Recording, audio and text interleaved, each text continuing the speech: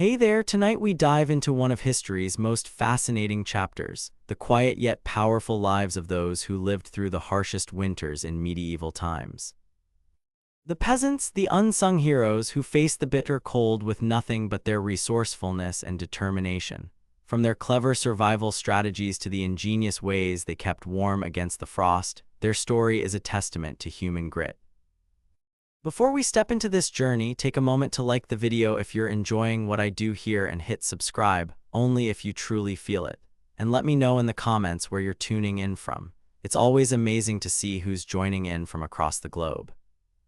Now dim the lights, get comfortable, and let's ease into tonight's adventure together. Anne's life is often remembered for the dramatic and tragic events that led to her downfall, the execution on the scaffold, the betrayal, and the political upheaval. Yet, there is much more to Anne's life, especially in the small, less dramatic details that can reveal a quieter, often overlooked reality of her time. Anne was born around 1501, the daughter of Thomas, a member of the English nobility. Her early life was far from the royal court. She spent much of her youth in the Netherlands and France, where she learned the ways of European courts, gaining valuable education in the art of diplomacy, culture, and intrigue. It was in the sophisticated and politically charged atmosphere of the French court where Anne first honed her skills, which would later help her rise in Henry VII's court. She returned to England in the early 1520s, a time when the English court was brimming with political machinations, royal weddings, and ambitions. Henry VIII had already been married to of Aragon for nearly 2 decades, but their marriage was childless. It was this lack of a male heir that would set the stage for Anne's ascent to power. Anne's charm, intelligence, and charm caught the eye of the king, and by 1525 Henry had become enamored with her. The relationship between Henry and Anne quickly became the subject of widespread gossip, though their love affair would not be the straightforward romantic tale that many have imagined.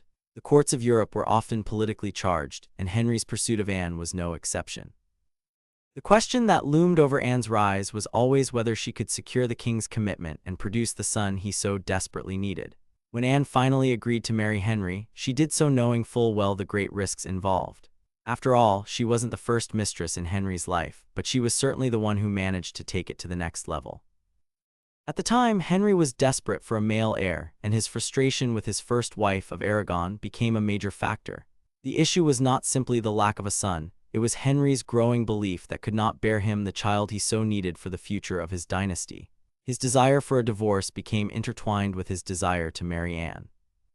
In the years that followed, Anne navigated the dangerous waters of the royal court. She was not only the king's mistress, but also a figure of immense political power. She was crowned queen consort in 1533, but her rise to the throne came with the weight of expectations that would quickly become too heavy for her to bear. However, as time went on, Anne's position began to unravel. She was unable to produce a male heir for Henry, and her miscarriages only furthered her position's fragility. The question remained, could Anne fulfill Henry's wishes, or would her inability to provide a son lead to her downfall? Amidst these rising tensions, the English court was in turmoil. Rumors and whispers spread like wildfire. By 1536, Anne's life was hanging by a thread. She had been accused of infidelity, incest, and treason, serious charges that were not only politically damaging but would ultimately cost her everything. At the time, accusations of treason and adultery were not taken lightly, and Anne's fate seemed sealed. But the question remains, was she truly guilty of the charges leveled against her, or was this a political maneuver to remove a queen who had become too controversial for the ruling powers? Could Anne's downfall have been avoided? As Anne faced the trial that would change her life forever, the political machinations of the court began to close in around her. The true reasons for her fall may never be fully understood. Was Anne the victim of a cruel plot, or had she simply failed to fulfill the role that the king had demanded of her? To answer these questions, we must delve deeper into the events that would lead Anne to the scaffold. The charges against Anne, though sensational in nature, were far from straightforward. The accusations of adultery, incest, and treason seemed to come from nowhere. Yet Anne had been targeted by a combination of political rivals, former allies, and even her own husband. How did such a meteoric rise in the court come to a catastrophic end? By the spring of 1536, Anne had been accused of crimes that would, at the very least, result in her disgrace and, at worst, her death. She was arrested on May 2, 1536, and imprisoned in the Tower of London. The charges brought against her seemed both vague and absurd. She was accused of having committed adultery with several men, including her own brother, George, and a group of courtiers, and conspiring to kill the king. It is important to note that these charges were not just mere accusations but a well-orchestrated campaign, carefully planned by those seeking her downfall. Henry VIII had already moved on from Anne by the time of her arrest. His affections had turned toward Jane, and in a world where political alliances were as important as personal feelings, Anne's inability to secure the future of the Tudor dynasty was her undoing. It was not just Anne's failure to produce a male heir that led to her trial, but the collective weight of her previous actions, her defiance, her refusal to submit entirely to the king's will, and the growing political rifts that had formed as a result of her marriage. The trial of Anne was a spectacle, but it was also an absolute farce. There was little to no real evidence presented against her. Most of the men accused of being her lovers, including her own brother, were likely victims of forced confessions, tortured into making false admissions. The trial itself was more of a show for the public and a means of confirming Henry's authority. The process had little regard for justice, and the verdict was already determined long before the court proceedings began. The trial itself was presided over by a group of men loyal to Henry, and Anne's fate was sealed the moment the charges were levied. Some historians have argued that Anne's trial was one of the most legally questionable events of the Tudor period. There were inconsistencies in the testimonies, gaps in the evidence, and a general air of dishonesty throughout. Her accusers, most of whom had once been close to her, were politically motivated, seeking to benefit from her downfall. At this point, Anne's emotional and mental state had deteriorated. She had once been a queen with all the power and prestige that came with her position, but now she was isolated, condemned, and utterly alone in the Tower of London. She was not allowed to see her daughter, Princess Elizabeth, whom she had loved dearly. Anne had made enemies even within her own family, and in the end, it was not her alleged infidelity that led to her execution, but her political enemies' successful use of those charges to bring her down. It is also worth examining Anne's final days before the trial. What must it have been like for her, knowing that her very life was hanging by a thread? In those days, Anne's mind would have surely raced with thoughts of her future, her daughter, and the king who had once been so enchanted with her. The months leading up to her arrest must have been terrifying, as she likely suspected that something was amiss, but the sheer scale of the conspiracy against her was something she could not have anticipated. Anne's supporters, even in her final days, tried to mount a defense, but it was clear from the outset that Henry had made up his mind. The legal proceedings were a mere formality. The charges were not just a matter of personal betrayal, but a political strategy meant to strengthen the king's rule and eliminate any obstacle to his future marriage to Jane. One of the most enduring questions about Anne's trial is whether Henry was motivated solely by political calculation, or whether there were personal feelings involved as well. Did he truly believe Anne had betrayed him, or was he simply tired of her? Could Anne have salvaged her life if she had been able to produce a male heir, or was her fate sealed the moment she failed to give him the son he wanted? As Anne sat in the tower, the sense of betrayal must have been overwhelming. Her life, built on ambition and political maneuvering, was unraveling in the most dramatic and tragic of ways. Yet even as she awaited her fate, Anne may have clung to the hope that she would not meet the gruesome end so many before her had faced. It is said that she prayed for mercy and even wrote a letter to Henry, asking for his forgiveness, but the king was unyielding. Her fate had already been decided. By May 19, 1536, Anne had been found guilty of adultery, incest, and treason. She was condemned to death. The king's decision had been made, and now Anne was to face the ultimate penalty. But how could such a shocking downfall happen so swiftly? How could a queen, so adored and powerful, fall so completely? Could Anne have avoided this fate? What role did political maneuvering and the ruthless nature of the Tudor court play in her tragic demise? The day of Anne's execution, May 19, 1536, dawned with a heavy air of finality. The woman who had once been the Queen of England, the consort of the king, and the mother of a future monarch, was about to meet a brutal and untimely end. Her fate was sealed, and the political games that had led her to this moment were now concluding in one of the most infamous events of the Tudor period. Anne's final hours were spent in the Tower of London, where she had been imprisoned for over 2 weeks. Throughout these last days, her demeanor was remarkably composed. Those who witnessed her final moments noted that she was calm and even dignified in the face of certain death. She spent time praying, making her peace with God, and writing a letter to her daughter Elizabeth, whom she hoped would one day rise to the throne. The details of Anne's execution are both horrific and strange in their simplicity. She was led to the scaffold, not in a grand procession but as a woman condemned by the political machinations of the court. The scaffold was set up in the Tower Green, an area near the Tower of London that was used for royal executions. The crowd that gathered to witness her death was a mix of curiosity, pity, and for some, a sense of satisfaction. Anne, who had once been the subject of adoration, was now the focus of a much darker spectacle. As Anne approached the scaffold, she reportedly asked for forgiveness for any wrongs she had committed. She had, after all, been accused of crimes she likely never committed, charges that were politically motivated and built on little more than rumors and lies. Her final speech was a mixture of grace and defiance. She professed her innocence, stating that she had never committed the crimes she was accused of, but that she was prepared to meet her fate with dignity. She also expressed her love for her daughter, Elizabeth, and her hope that Elizabeth would one day be remembered as a great queen. The executioner, a skilled French swordsman brought in specifically for Anne's beheading, did not hesitate. The blow was swift, and Anne's life was over. It is said that her body was laid to rest in an unmarked grave in the chapel of Peter ad Vincula, a location within the Tower of London. Anne's death was a shocking moment in English history, but it was far from the final chapter of her story. Her legacy, though often overshadowed by the brutal nature of her execution, endured long after her death. In many ways, Anne's life and death have been part of the larger narrative of the Tudor dynasty, shaping the course of English history in ways that are still felt today. After her execution, Henry VIII quickly married Jane, who soon became pregnant with the longed-for male heir. When Jane gave birth to a son, Edward VI, Henry believed his dynasty was secure. However, Anne's death and the subsequent birth of Edward set into motion a series of events that would ultimately change the English monarchy forever. Edward VI's reign, though short, would introduce significant religious and political upheaval, and his death at a young age would lead to the rise of Mary I and Elizabeth I, both daughters of Henry and his former wives.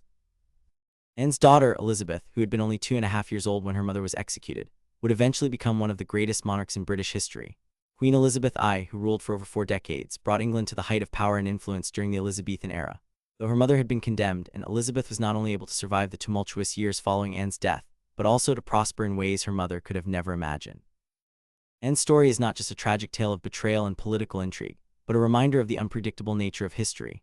The very factors that led to her downfall, the pursuit of power, the need for a male heir, the whims of a monarch, are the same forces that shaped the destiny of her daughter Elizabeth. Though Anne's life ended in despair, her legacy, passed on through Elizabeth, would ultimately triumph. Anne's death, while horrific, is woven into the very fabric of England's Tudor history. The questions that linger about Anne's life, whether she was truly guilty of the charges against her, whether her downfall could have been avoided, and what she might have achieved had she lived longer, remain unanswered. What role did the political nature of her marriage to Henry VII play in her downfall? Could she have been a successful queen had she borne a male heir? Or was her fate determined by the whims of a king who was ever hungry for a son to continue his dynasty? As we reflect on Anne's life and legacy, we are reminded of the complexity of history. It is not simply the grand, dramatic moments that shape the past, but also the quiet, lesser-known stories, the lives of individuals caught in the tangled web of politics, love, and power. Anne's story may have ended in tragedy, but her place in history was never truly erased. In the end, perhaps it is the endurance of her legacy through her daughter, Elizabeth, that best encapsulates the strange and often tragic path that history takes. From a tragic queen to the greatest monarch England would ever know, Anne's story is a testament to the enduring power of human resilience and the unpredictable nature of history. Would history have unfolded the same way if Anne had not been executed? Would Elizabeth I have ruled as she did, or would the course of England's history have been radically different? These questions, too, remain as part of the enduring mystery of Anne's tragic and ultimately significant life. In the mid-17th century, London was a bustling city, its streets crowded with merchants, artisans, and families who lived and worked in close quarters. The River Thames was a lifeline, carrying goods and people, its shores lined with a mixture of lavish estates and overcrowded tenements. But beneath the vibrant energy of this growing metropolis lay an ever-present threat: disease. In 1665, this threat would evolve into one of the deadliest events in London's history, the Great Plague. Before the plague arrived in full force, life in London was often difficult and dangerous. The city's sanitation was inadequate, most homes did not have running water, and waste was often dumped in the streets. The air was thick with the stench of refuse, and the constant movement of people and goods led to overcrowding, particularly in the parts of the city. The lack of proper hygiene and the close quarters in which people lived created an ideal environment for the spread of disease. The first signs of the plague were not immediately noticeable. In the early months of 1665, London was experiencing a period of relative peace. The city's inhabitants were focused on daily life, working, socializing, and trying to make a living in a rapidly changing world. The streets were alive with street vendors peddling their wares, merchants selling fabric and spices from distant lands, and artisans working on everything from fine furniture to shoes. Though the city was a place of noise and activity, the constant hustle and bustle could also be a source of anxiety for its residents. It was a time of uncertainty in England. The aftermath of the English Civil War had left deep scars in the nation's psyche. King Charles II had only recently returned to the throne in 1660, and England was slowly recovering from years of political turmoil. The monarchy was still fragile, and there were tensions between the ruling class and the working poor. However, many of the city's inhabitants did not yet realize that another kind of unrest, one that would affect everyone regardless of their social class, was about to take hold. The first recorded cases of plague were in the parish of In the Fields, an area just outside the city center, in the spring of 1665. At first, the symptoms seemed like any other fever or illness. People complained of aches, chills, and a general sense of malaise. However, as the days went on, it became clear that something far more sinister was taking hold. In a city already on edge from past conflicts and political instability, the appearance of a deadly disease was a blow that would send shockwaves throughout the community. At this point, there was little understanding of how the disease was spread. People relied on old remedies such as bleeding to try to ward off sickness. Others, more superstitious, turned to charms, prayers, or even witchcraft to protect themselves. The medical establishment at the time was largely ineffective. There were no antibiotics, no vaccines, only rudimentary knowledge of disease, which was often based on ancient theories like the imbalance of bodily humors. As word of the plague spread, so did fear. Families began to isolate themselves, shutting their doors and windows to protect themselves from the unseen threat. People moved with greater caution, and those who could afford it fled the city, retreating to the countryside in an attempt to escape the disease. However, for the majority of Londoners, there was no escape. The poor, who lived in the most crowded and unsanitary conditions, were particularly vulnerable. In the early days of the plague, few could have imagined the devastation that was about to unfold. The death toll, which would soon rise into the thousands, was still a distant concern. What the people of London didn't know was that the disease was spreading with frightening speed. The daily life of London, filled with mundane worries and concerns, was about to be upended in ways no one could have predicted. As the disease crept through the streets, the city's response was slow and often disorganized. The authorities, particularly the Lord Mayor, were uncertain about how to deal with the crisis. There were no clear policies on quarantine, and public health measures were rudimentary at best. Some streets were blocked off, and certain households were marked with a sign to indicate that a member of the family had fallen ill. But this was not enough to stop the disease.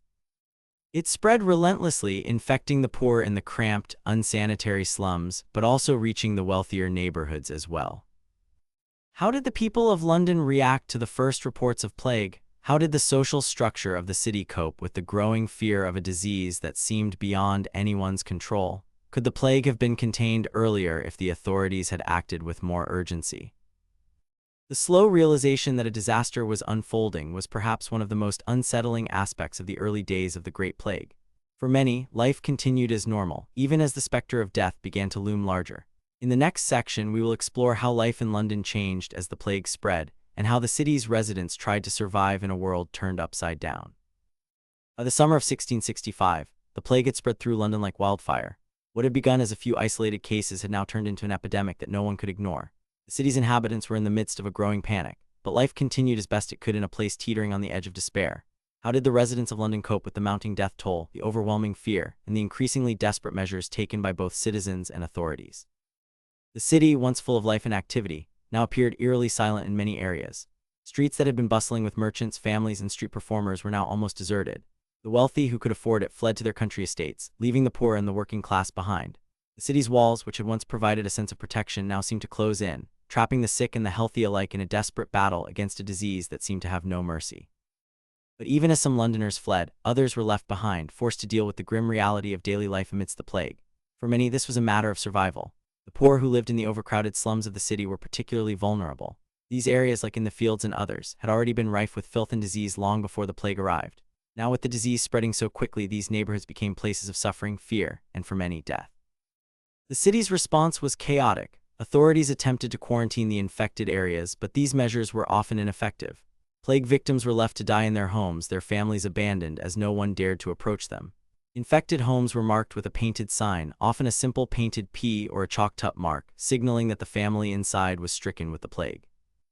The government sent out plague watchers to ensure that no one entered or left these houses, but the practice was inconsistent, and many were able to escape quarantine through bribes or subterfuge. The streets were littered with the sick, and the bodies began to pile up. The death toll was staggering. An estimated 100,000 people died in London over the course of the plague, about a quarter of the city's population. As the disease raged on, the city's morgues and burial grounds were overwhelmed. Mass graves were dug in the fields outside London, and the sick were buried without ceremony or respect, their names lost to history. In an effort to contain the disease, authorities imposed curfews and closed down public places, including theaters, markets, and taverns. Churches, which had always been central to life in London, became places of mourning rather than places of worship. Funerals were held in a hurried and disorganized fashion, with family members sometimes forced to bury their dead on their own, due to a lack of available priests or gravediggers. The chaos of these funeral rites mirrored the confusion and fear that pervaded the city during this time. In the face of such despair, people did what they could to survive. The wealthy who had fled the city attempted to escape the disease, but the poor had no choice but to endure it. For many, survival was a matter of pure luck. Those who lived in less crowded conditions or who had access to better food and care were more likely to survive. However, even the wealthy were not immune. Though they could isolate themselves in their grand houses, they were still vulnerable to the plague, especially as it spread with such speed and ferocity. During this time, people turned to whatever remedies they could find in an effort to protect themselves.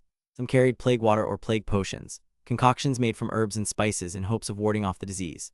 Others used protective charms, amulets, or even relied on prayers to shield them from infection. The belief in supernatural forces was widespread, and many Londoners turned to astrologers and seers to try and predict when the plague would end or to learn of any cure. The city had become a place of fear and superstition, with death looming over every corner. The growing desperation of the population also manifested in the treatment of the sick. As physicians were often powerless to stop the disease, they resorted to crude and ineffective methods to try to heal the victims. Some prescribed bleeding, a common but now outdated treatment believed to balance the body's humors. Others attempted more bizarre practices, such as placing live frogs on the patient's body, believing they would absorb the disease. These treatments were rarely successful and only added to the confusion and fear surrounding the plague. The societal strain was evident, too. The lower classes, already struggling before the plague, were now pushed to the edge. Many workers found themselves unable to provide for their families as the plague shut down businesses and markets. The social fabric of London began to unravel. Poverty, hunger, and fear became intertwined as the economy faltered and more people lost their livelihoods. Despite these dire circumstances, life for many in London continued, albeit in a more muted and shadowed form. The very act of surviving became an extraordinary challenge. As the months wore on, the plague claimed more lives and the uncertainty only deepened. People who had once believed the disease to be something that happened to others began to fear it was only a matter of time before they too would fall victim. And yet, even amidst the death and devastation, there was a curious kind of endurance. Londoners who survived the plague had to adjust to a new reality, one where life had become uncertain, fleeting, and fragile. As the summer months began to wane, the plague began to lose its intensity, though the toll it took on the city was profound. The question remains, could London have done more to prevent the plague from spreading so rapidly? Could a more coordinated response have saved more lives? Or was the devastation inevitable, given the living conditions of the time and the lack of medical knowledge? The survivors of the Great Plague carried with them the scars of that year for the rest of their lives, but life in London did eventually begin to return to normal. Yet the events of the plague and the way it reshaped the city would linger in the memories of those who lived through it. As the autumn of 1665 arrived, the toll of the Great Plague on London was clear. The streets, once bustling with the energy of a growing city, were eerily quiet.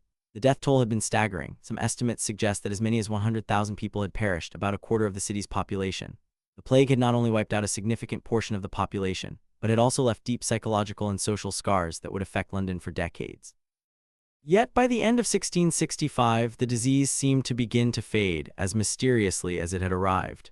What caused the sudden decline in the plague's ferocity? Was it the onset of colder weather, the natural course of an epidemic, or something else entirely?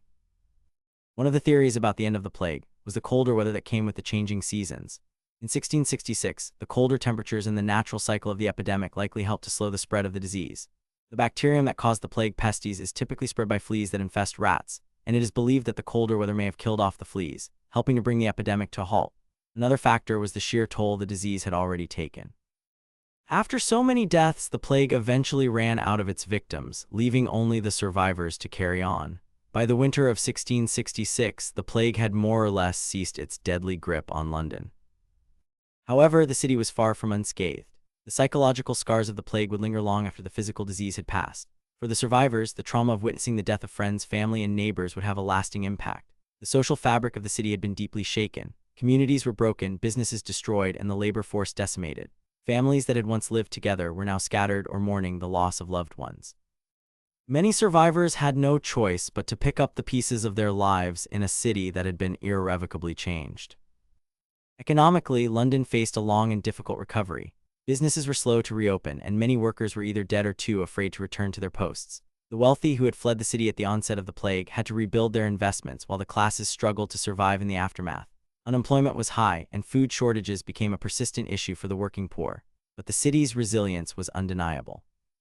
As the years passed, London began to recover from the plague, though it would take time for the population to return to its former size and for the economy to stabilize.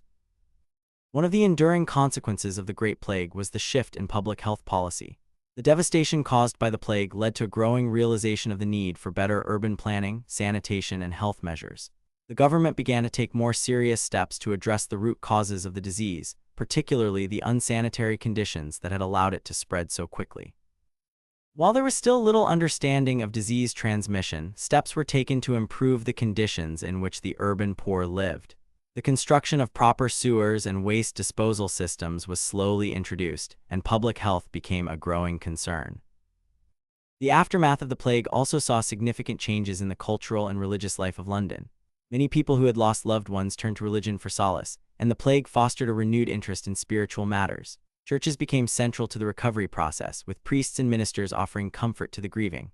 However, the social upheaval also led to growing disillusionment in some quarters. The death toll had been indiscriminate, sparing no one, regardless of rank or wealth. This widespread suffering raised questions about faith, providence, and the role of the church in times of crisis. The Great Plague left behind a city, but one that would eventually find new ways to adapt and thrive. London's resilience in the face of disaster became a defining feature of its identity. The city's recovery was not immediate, but it was steady.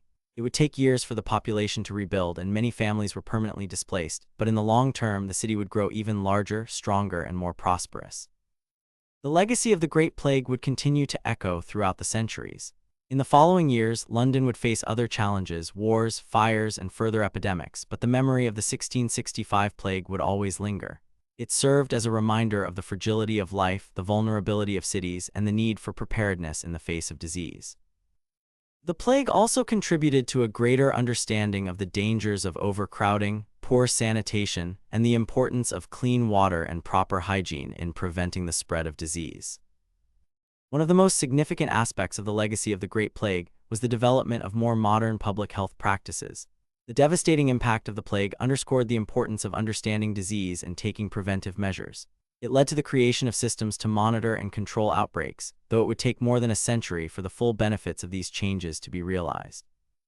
In the long run, the Great Plague of 1665 would become a lesson in the resilience of a city, the importance of public health, and the need for communities to come together in times of crisis. In the years following the plague, London would continue to grow and change, but it would always carry with it the memory of the Great Plague. For the generations that followed, the events of 1665 would serve as a somber reminder of the fragility of life, the power of disease, and the strength of human resilience in the face of disaster. As we look back on this period, we are reminded of the harsh realities of life in the 17th century. How daily life was shaped by disease, how communities coped with the ravages of illness, and how Londoners in their suffering found ways to survive. And as we consider the impact of the plague, we might wonder, what lessons can we learn from this dark chapter of history, and how can they inform our approach to modern-day public health crises?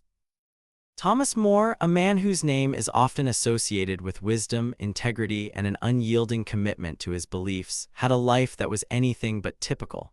Born in 1478, More was raised in the heart of London, the son of Sir John More, a prominent lawyer. From an early age, Thomas was immersed in the world of law and scholarship, a world that would shape his destiny and eventually lead him to an unwavering stance of resistance against the forces that sought to compromise his values. However, as we dive into his early life, we find not just the seeds of a scholar, but a man who would be caught between the powerful currents of politics, religion, and a rapidly changing world. Thomas More's intellectual journey began at Oxford University, where he developed a deep interest in the classical works of antiquity. The Renaissance, with its renewed focus on humanism and the rediscovery of ancient Greek and Roman texts, was in full swing during More's formative years. He was deeply influenced by the works of philosophers such as Plato, Aristotle, and Cicero, and it was their ideas that would form the foundation of his own thinking. More was an idealist, a man who believed in the power of reason and the potential for human beings to live virtuous lives, guided by knowledge and ethical principles. His legal career began in earnest after More was admitted to Lincoln's Inn, one of the four inns of court in London. He quickly gained a reputation as a sharp and capable lawyer, but his true passion lay in philosophy and scholarship. He wrote extensively during these early years, and his works would later come to define him as a thinker of great depth. One of his most significant works was Utopia, a visionary text that outlined a perfect society, free from corruption and inequality.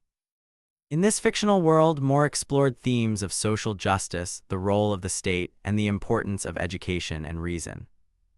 It was during these years of study and reflection that More's moral compass was. He became a devout Catholic, committed to the teachings of the Church, yet his intellectual pursuits led him to question some of the prevailing ideas of his time.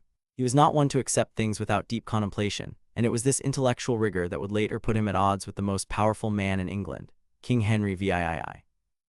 More's rise to prominence was marked by his ability to navigate the complex political landscape of 16th-century England. His sharp mind and unwavering integrity caught the attention of the royal court, and he was soon appointed as a member of King Henry VII's inner circle. His intelligence, paired with his deep understanding of human nature, made him an invaluable advisor to the king. He was appointed as the Speaker of the House of Commons and later as Lord Chancellor, the highest judicial office in England.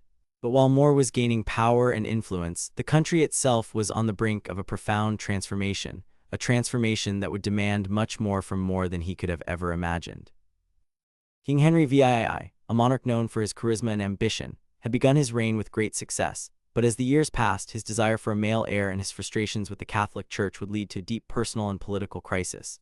When Henry sought an annulment of his marriage to Aragon, Thomas More found himself at the center of a monumental struggle between the king's desires and his own deeply held religious convictions.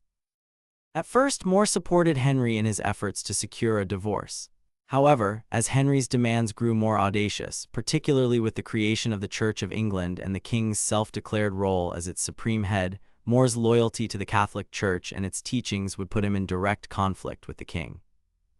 But before this confrontation reached its tragic conclusion, Thomas More was simply a man deeply immersed in the academic, legal, and religious circles of his time. His early life was marked by a pursuit of knowledge, a desire to contribute meaningfully to society, and a commitment to living a life guided by the principles of reason and faith. However, as the political landscape shifted beneath him, More found himself on a path that would lead to his eventual fall from favor and a moral dilemma that would define his legacy.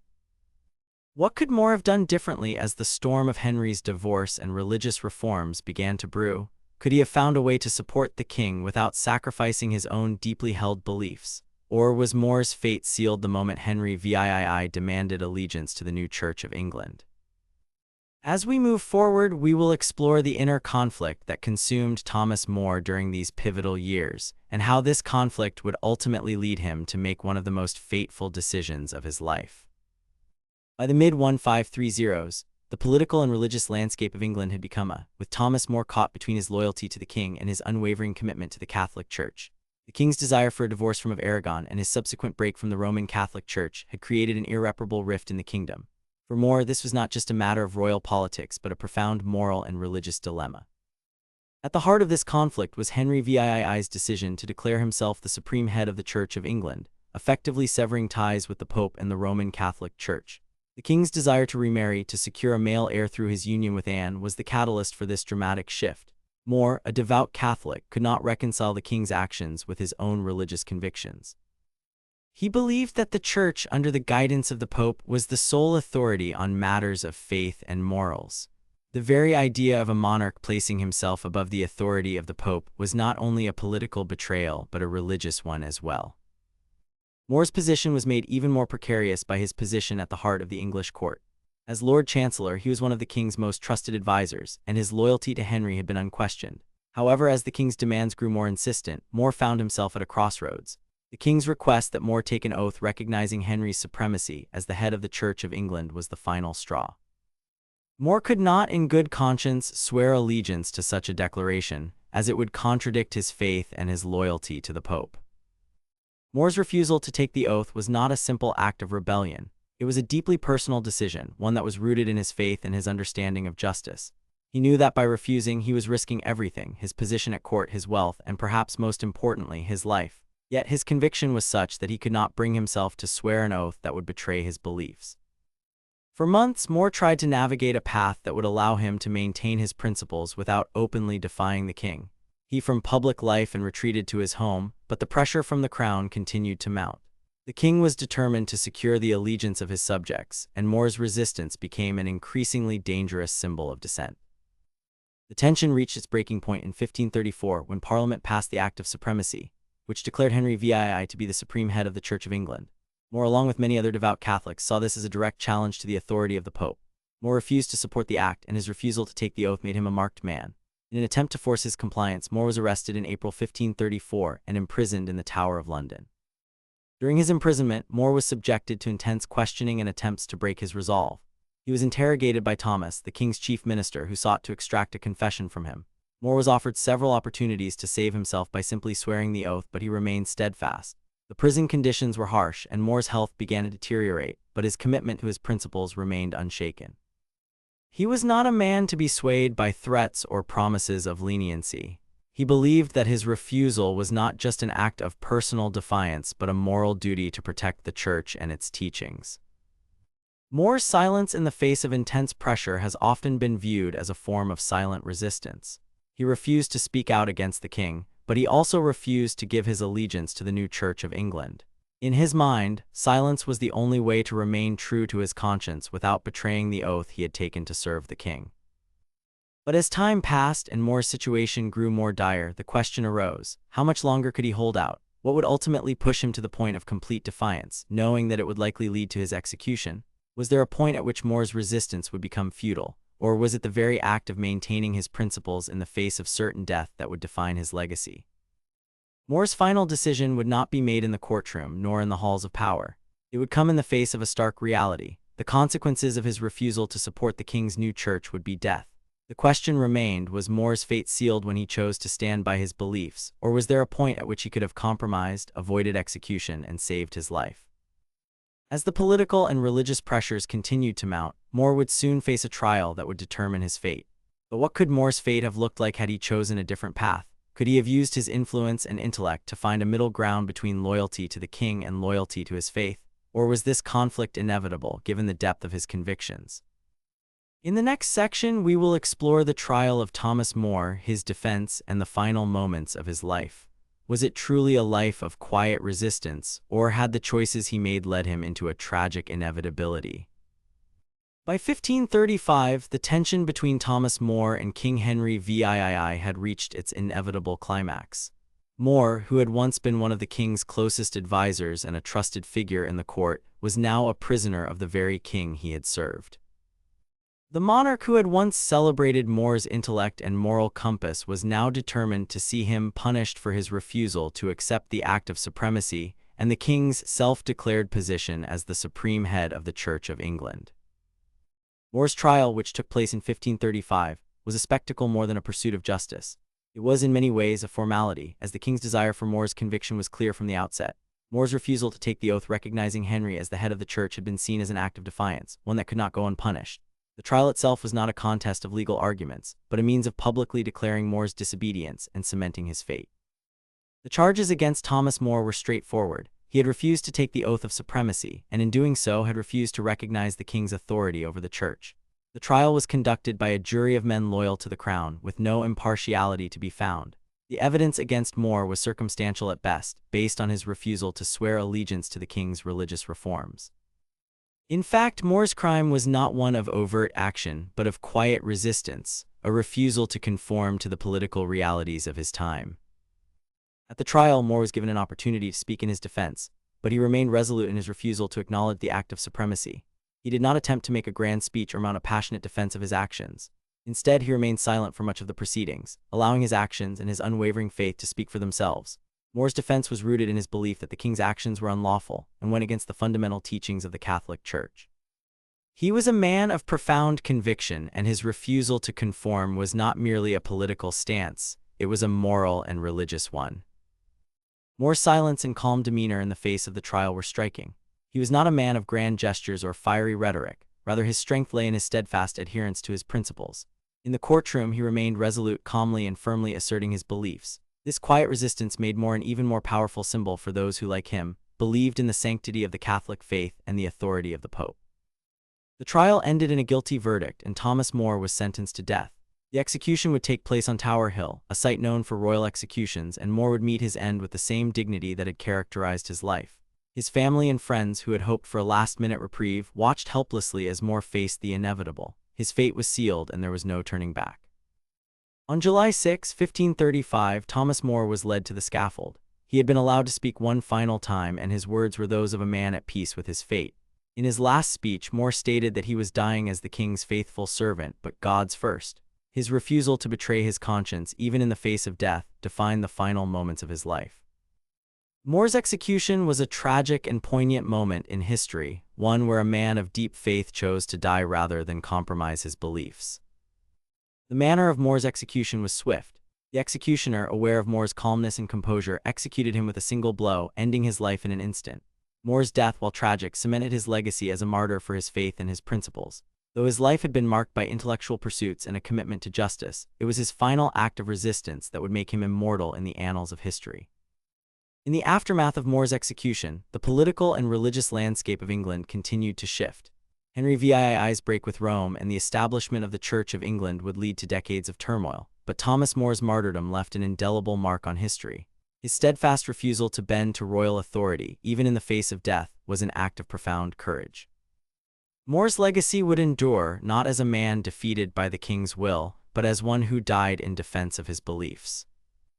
More's life and death would inspire future generations of scholars, religious figures, and political leaders who, like him, would be forced to choose between loyalty to authority and the defense of personal integrity. His life serves as a reminder that even in the face of overwhelming power, the quiet resistance of an individual can shape the course of history. In the years that followed, Thomas More's legacy would be commemorated by both the Catholic Church and by many who saw in him a symbol of resistance to tyranny. He was canonized as a saint by the Catholic Church in 1935, nearly 400 years after his death. His life and martyrdom continue to be a powerful symbol of the importance of maintaining one's principles, even when faced with the harshest of consequences. But what lessons can we draw from the life of Thomas More today? Was his death a necessary sacrifice for the defense of his faith, or could he have found a way to navigate the complex political currents of his time without losing his life? How much of More's resistance was driven by the moral clarity of his convictions, and how much was driven by the personal sense of duty to his faith and conscience? As we reflect on More's final days, we are left with the haunting question: would we too be able to stand by our beliefs in the face of such overwhelming pressure? Thomas More's life and death provide a lasting testament to the power of conviction and the courage of quiet resistance. His story is one of deep personal integrity and moral clarity in a time of political upheaval, and it remains an inspiration to this day. The Roman Empire was one of the most powerful and enduring civilizations in history, and its military was the backbone of its success. Within the ranks of the Roman army, one of the most vital positions was that of the centurion. The centurion was not just a leader of men, he was the embodiment of discipline, strategy, and loyalty to Rome. To understand the life of a Roman centurion, we must first consider the structure and role of the Roman military, and the critical position that the centurion held within it. A centurion was a professional officer in the Roman army, responsible for leading a group of soldiers known as which was typically made up of 80 men. The centurion was not a noble or a man of high birth, at least not always, but instead was usually a career soldier who had worked his way up through the ranks. His rise was based on merit, skill, and experience rather than noble connections.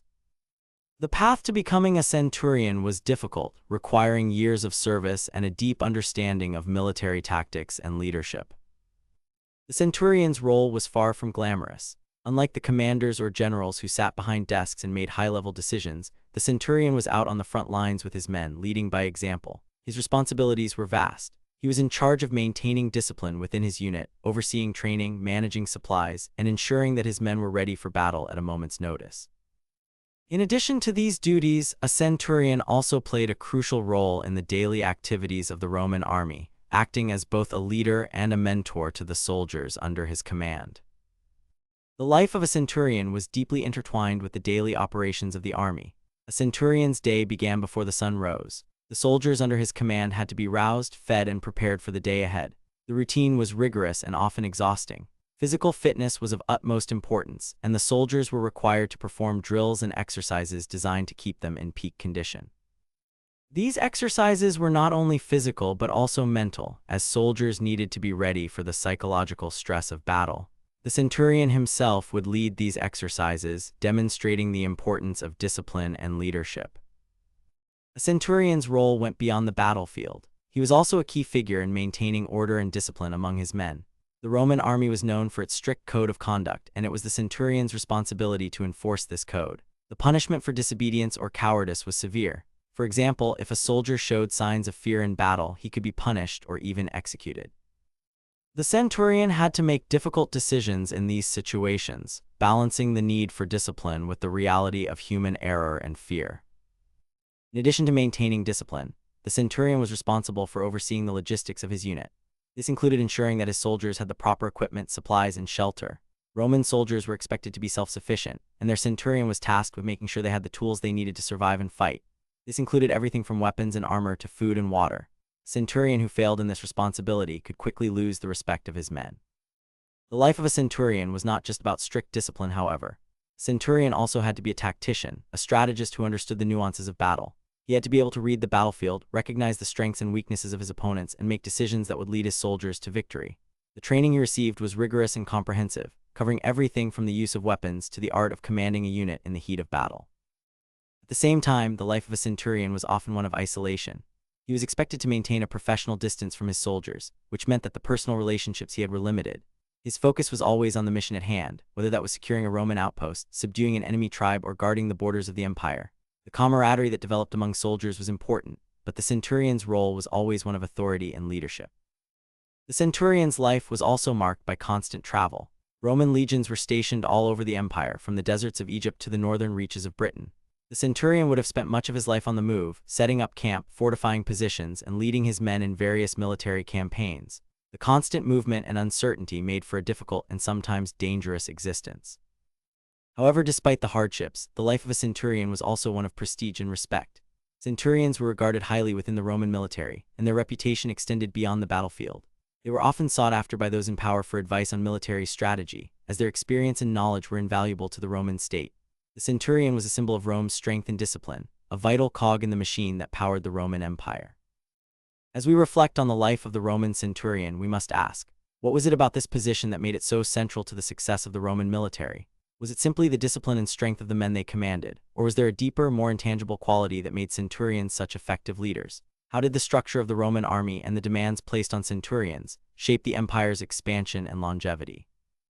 As we move forward, we will explore the centurion's role in battle, the decisions he had to make on the front lines, and the personal sacrifices that were part of his day-to-day existence. The Roman centurion's role became most critical when the legion marched to battle. This was where the centurion's true leadership abilities were tested, and where his decisions would determine not just the success of a campaign, but the survival of the men under his command. Roman soldiers were known for their discipline and training, but it was the centurion who ensured that this training was applied in the chaos of war. The centurion, though often not the highest-ranking officer in the field, played a pivotal role in maintaining order, inspiring his men, and executing the strategies laid out by the generals and commanders. Before the battle began, the centurion was already engaged in overseeing the preparation of his men. Each soldier's armor had to be checked, weapons sharpened, and the formation of the legion carefully organized. Roman soldiers were trained to fight in tight formations, relying on discipline and cohesion rather than individual prowess. The centurion's role in battle was to ensure that his men adhered to the drills they had practiced relentlessly. He needed to ensure that the soldiers were not just physically prepared, but mentally focused. Roman soldiers fought in a formation known as the testudo tortoise, where the front ranks held their shields forward, and those behind raised their shields above their heads, creating a near-impenetrable defense. The centurion's task was to ensure that his men maintained this formation under enemy fire. If the soldiers faltered even for a moment, the enemy could exploit the opening, breaking the shield wall and causing the legion to collapse. It was the centurion's job to keep the men aligned, even when fear and confusion set in.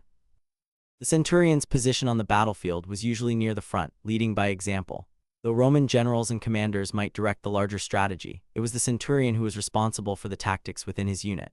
This proximity to the front lines was dangerous, and it required immense courage. Centurions were often the first to charge, leading their men into the fray with a clear voice and a strong presence. They were also expected to fight alongside their men, carrying their own armor and weapons, rather than commanding from the rear. A centurion who did not fight alongside his soldiers would quickly lose their respect. The decision-making process in battle was quick, with little room for hesitation. Centurions had to be able to read the battlefield, react to changes in the situation, and execute orders with precision. If a unit was threatened by a larger force, the centurion might have to alter the formation, reposition soldiers, or make quick tactical decisions. In some cases, he might have had to retreat in an organized fashion to avoid a rout, while in other instances, he would order a counterattack. These decisions were not made in isolation. The centurion had to rely on the training of his men, the intelligence from scouts, and the orders from higher-ranking officers, all while ensuring that his unit remained cohesive and focused. One of the most critical moments for any centurion came when his men faced overwhelming odds.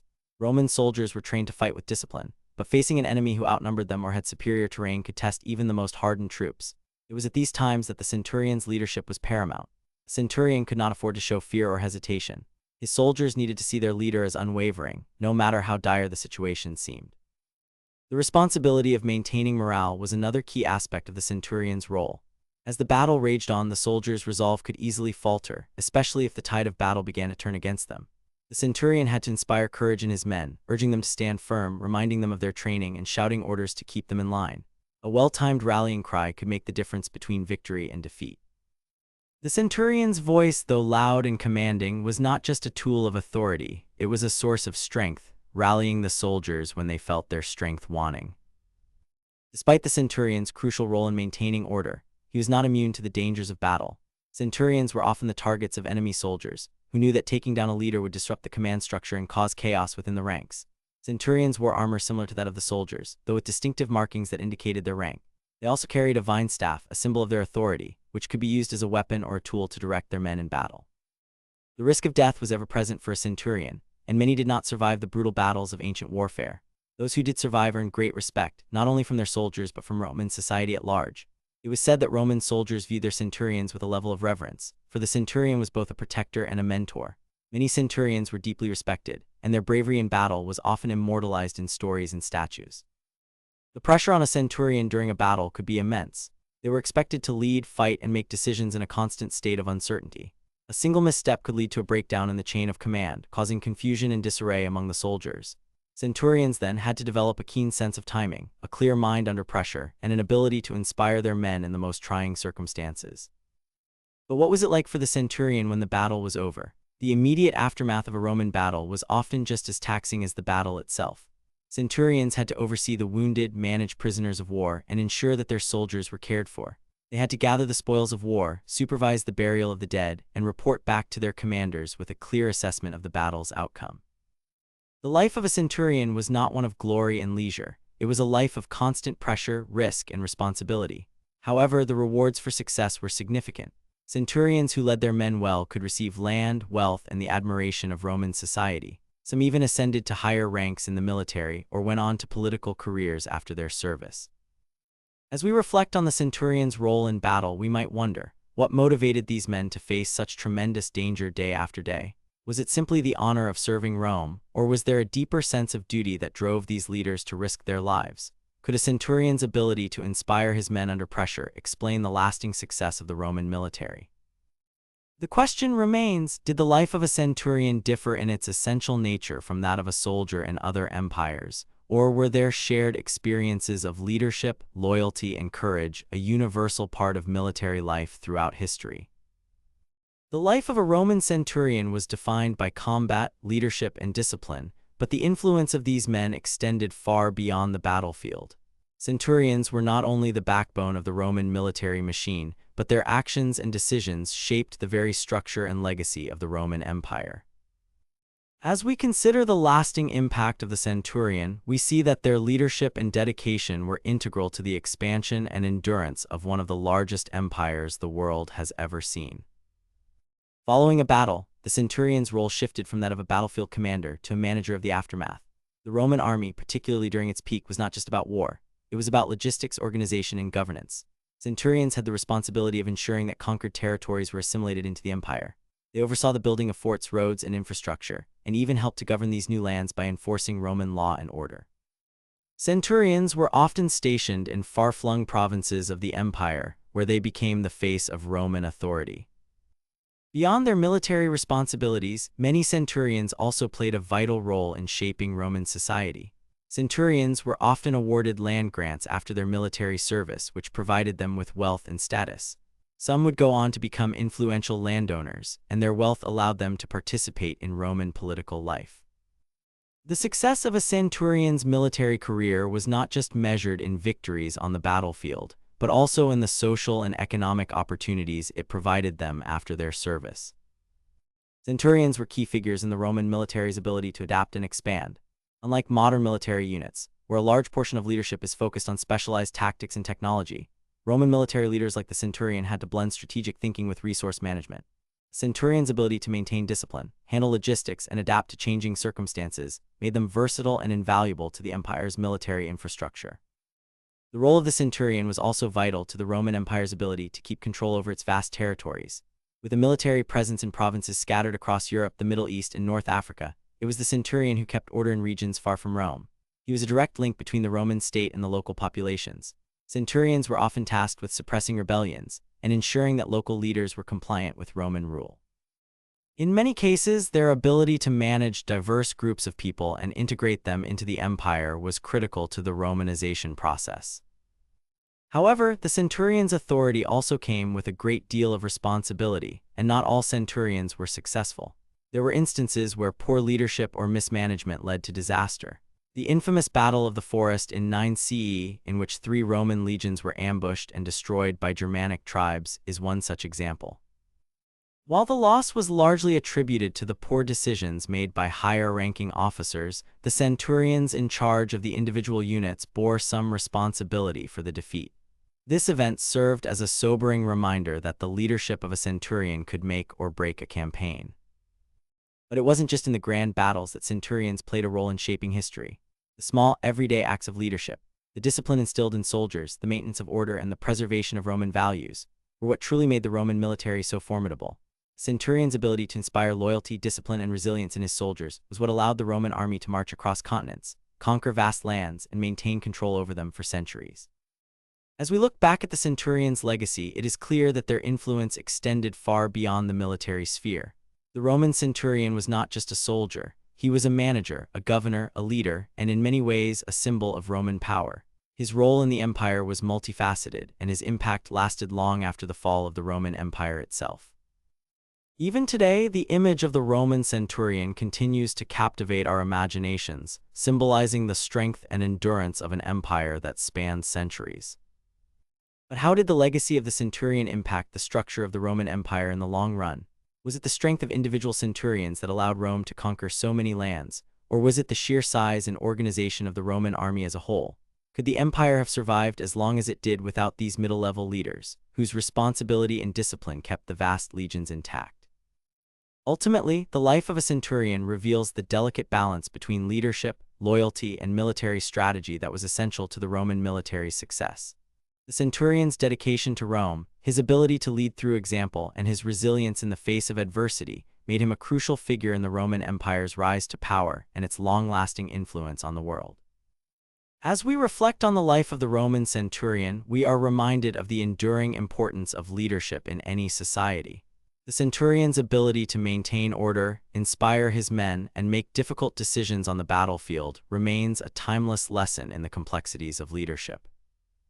What can modern leaders learn from the life of the centurion? How do the principles of discipline, resilience, and loyalty continue to shape the way we approach leadership and governance today? And as we look back on the Roman Empire and its legacy, we must ask, could the empire have withstood its challenges without the men who led its legions with such determination? In the years leading up to the Black Death, Europe was a place where daily life was shaped by the cycles of the seasons, the rhythms of agrarian work, and the ever-present influence of the church. It was a time of great faith, superstition, and dependence on the land, with the vast majority of people living as peasants in rural villages or working as artisans in bustling towns. The medieval economy was largely based on agriculture, and the feudal system governed the relationships between lords, vassals, and peasants. Life was often difficult, and survival was a daily struggle for many. The rural peasants, who made up the majority of the population, worked the land in exchange for protection and security from their lords. While this relationship often meant a life of hardship and low wages, there was a sense of stability that pervaded medieval Europe. For many, the hardest part of life was simply surviving from harvest to harvest. The unpredictability of the weather, crop failures, and the occasional famine made life uncertain. but for the most part, the pace of life was one of cyclical regularity. The towns and cities, though much smaller than modern metropolises, were the hubs of trade and commerce. People worked as merchants, craftspeople, and tradesmen, selling goods that were produced in the countryside. The social structure of these towns was often more fluid than in the rural areas, with merchants and artisans having a higher degree of autonomy and social mobility. The church played a significant role in both rural and urban life, offering not only spiritual guidance but also practical help. Monasteries were centers of learning, and the local parish was a focal point for community life. Life was, of course, far from easy. Disease and famine were constant threats, and people had little understanding of how diseases spread. The absence of modern medicine meant that illnesses were often mysterious and terrifying. While various diseases had ravaged Europe over the centuries, none had prepared the continent for the calamity that would soon strike. The Black Death, which would arrive in Europe in the 1340s, was unlike any disaster that had come before.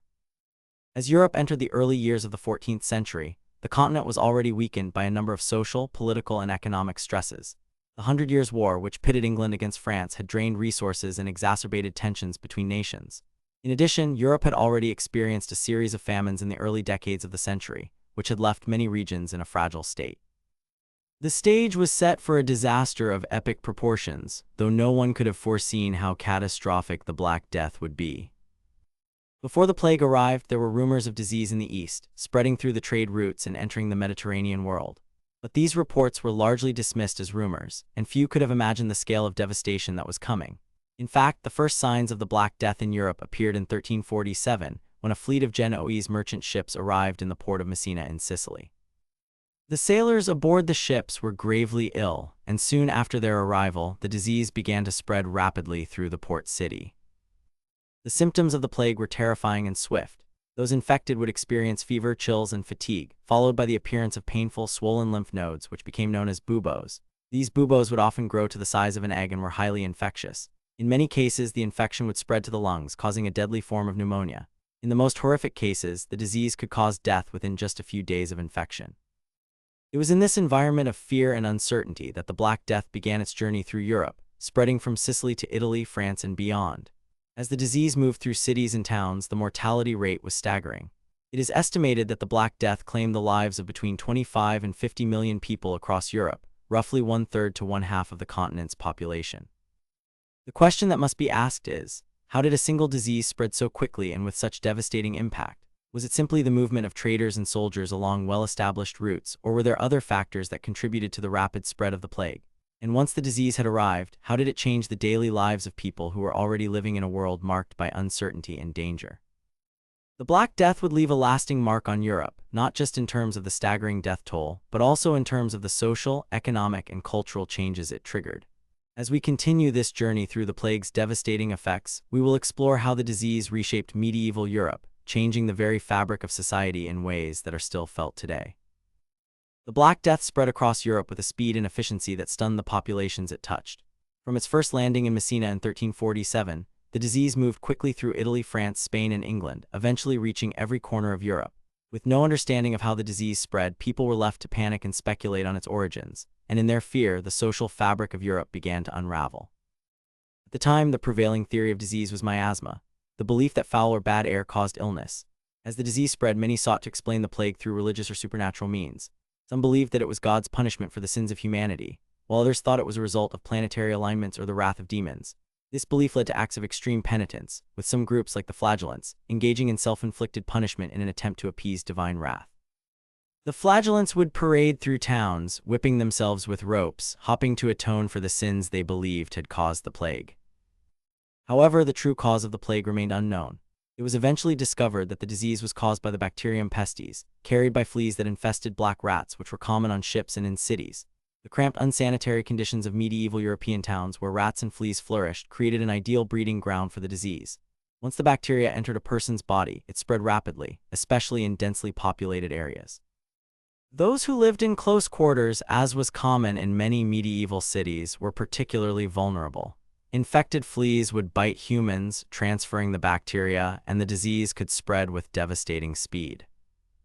The bubonic plague symptoms were horrific and unmistakable. People who contracted the disease would develop flu-like symptoms, fever, chills, and aches, followed by the appearance of swollen, painful lymph nodes or buboes, which would appear in the groin, armpit, or neck. In the more deadly form of the plague, pneumonic plague, the infection would spread to the lungs, causing violent coughing and spitting of blood. People would die within days of the first symptoms, often in excruciating pain. The sheer speed of the disease's progression left little time for preparation or treatment. As the death toll mounted, entire towns and villages were wiped out. With death knocking on every door, survivors found themselves in a state of constant dread.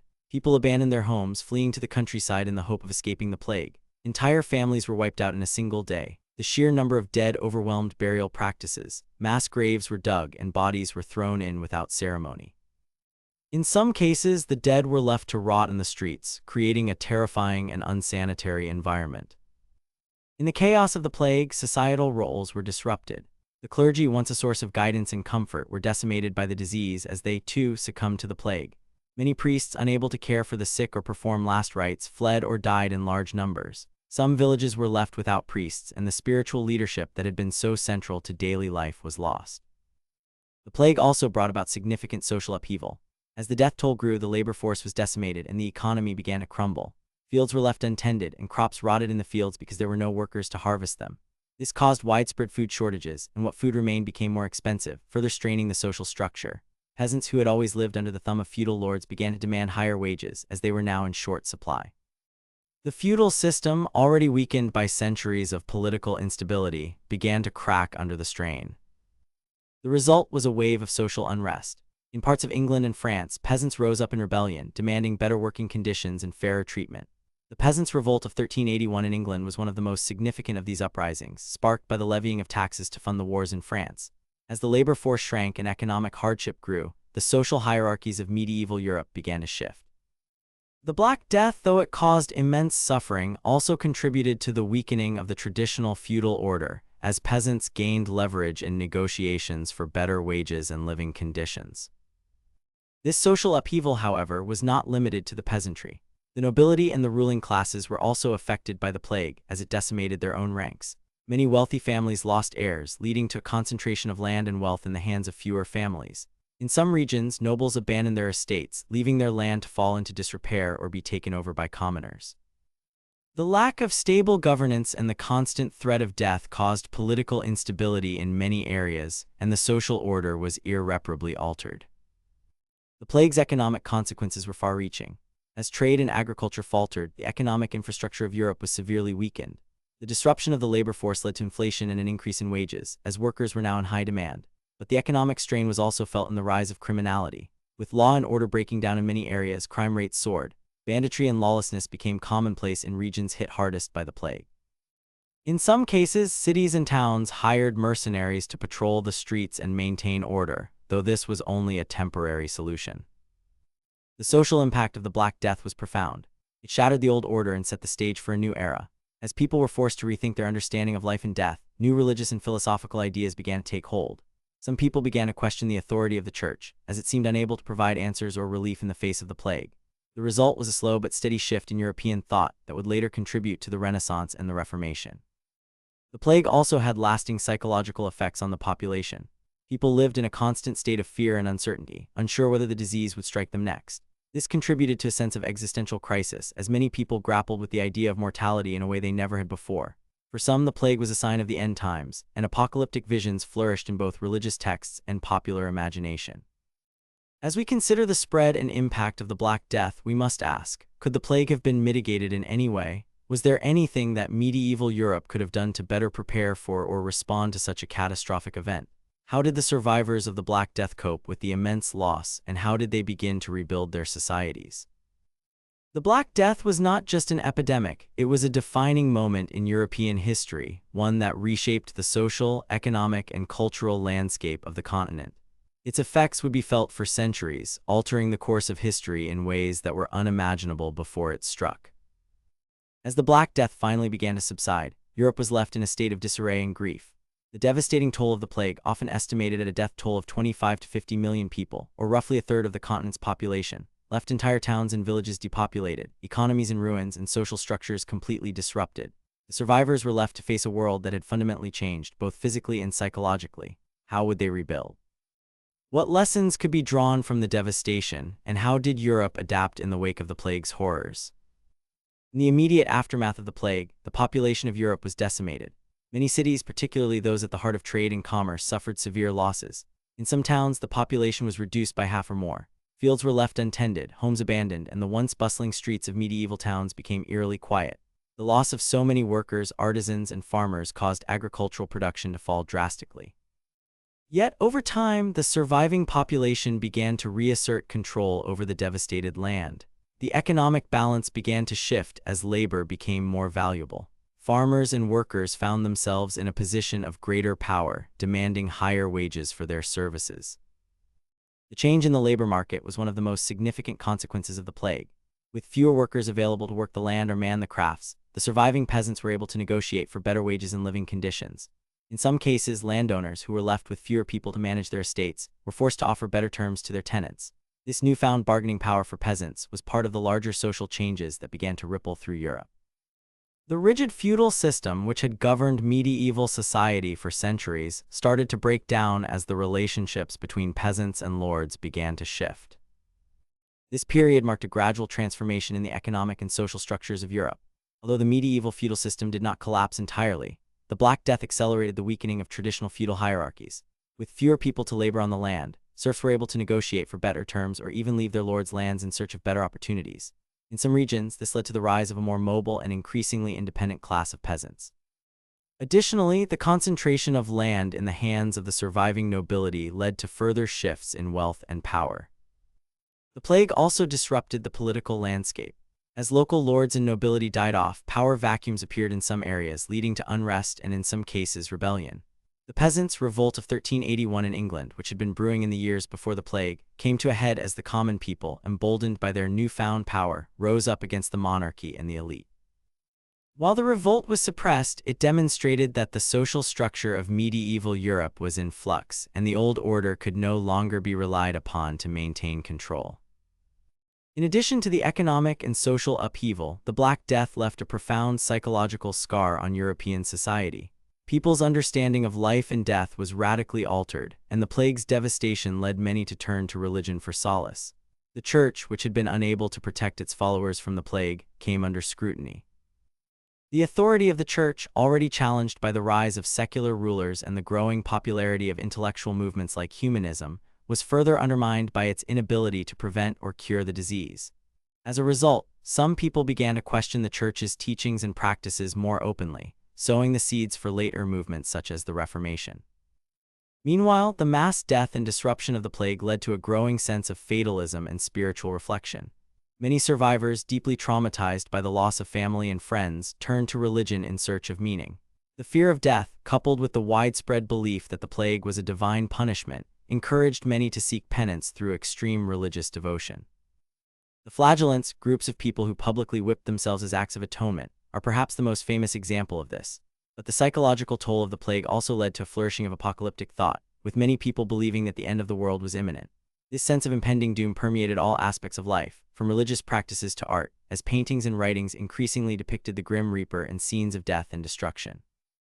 At the same time, the Black Death contributed to the emergence of new ideas.